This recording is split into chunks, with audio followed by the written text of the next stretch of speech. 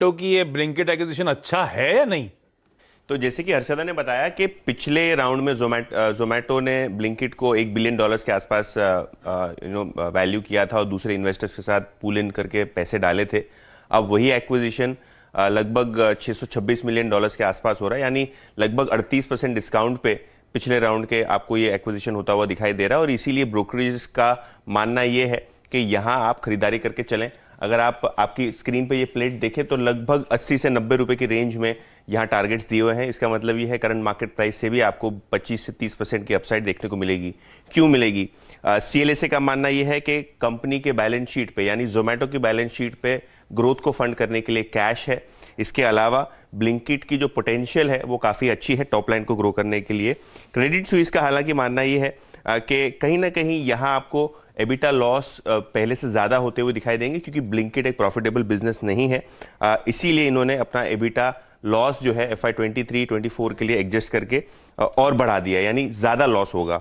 हालांकि अगर हम बोफा की बात देखें तो कहीं ना कहीं उनको लगता है कि ब्लिंकिट जो सेगमेंट पे है वहाँ कंपटीशन काफ़ी ज़्यादा है। हालांकि वैल्यूएशन के लिहाज से काफ़ी एडजस्टमेंट होने के बाद शायद आपको यहाँ उम्मीद की किरण जागेगी। तो क्लियरली आज बाजार जो है खुलते में रिएक्ट करेगा। क्या उनको $600 मिलियन प्लस का वैल्यूएशन ब्लिंकिट के लिए पसंद है कि नहीं, क्योंकि पिछले राउंड के मुकाबले लगभग 35 से 40% डिस्काउंट पे ये ट्रांजैक्शन होता हुआ दिखाई दिया है। तो टमाटर आपको सब्जी वाला खरीदने देगा कि नहीं क्रेडिट पे, ये देखने वाली बात होगी। लेकिन मॉर्गन स्टैनली की जहां तक की बात है SBI कार्ड पे, और काफ़ी दिनों से ये लोग स्टॉक पे बुलिश हैं। अगर हम SBI कार्ड की बात करें तो यहाँ मॉर्गन स्टैनली का लक्ष्य है 1100 रुपये का। इनका मानना यह है कि जिस हिसाब से मंथली स्पेंडिंग आपको बढ़ती हुई दिखाई दी है, जो 8% मंथ ऑन मंथ है और साल दर साल बेसिस पे लगभग दुगने से ज़्यादा हुई है, ये डेटा पॉइंट काफ़ी अच्छा है SBI कार्ड के लिए। इनफैक्ट जो डेली स्पेंडिंग डेटा RBI से आता है वो सजेस्ट कर रहा है कि काफ़ी अच्छी तरीके से आपको क्रेडिट कार्ड स्पेंड्स होते हुए दिखाई दे रहे हैं, या कार्ड्स की स्पेंड होते हुए दिखाई दे रही है जून के महीने में। तो शायद आपको जून का महीना काफ़ी अच्छा रहे क्रेडिट कार्ड बिजनेस के लिए।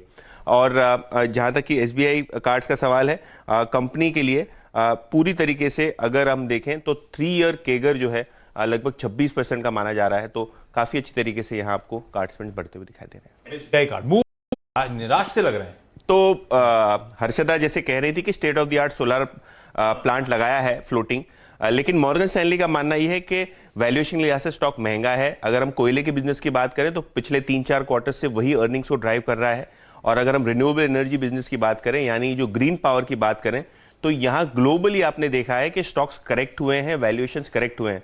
और इसीलिए इनको भी लगता है कि टाटा पावर का जो वैल्यूएशन है, जो बाजार मान के चल रहा है ग्रीन बिजनेस या रिन्यूएबल एनर्जी बिजनेस का, वो शायद आपको करेक्ट होता हुआ दिखाई दे। और इसीलिए इन्होंने स्टॉक पे अंडरवेट कॉल रखा है। पहले भी अंडरवेट था, लेकिन टारगेट 175 रुपए कर दिया है, जो पहले 244 था। यानी एक स्टीप कहूंगा 30% का प्राइस टारगेट कट आपको देखने को मिला है आज।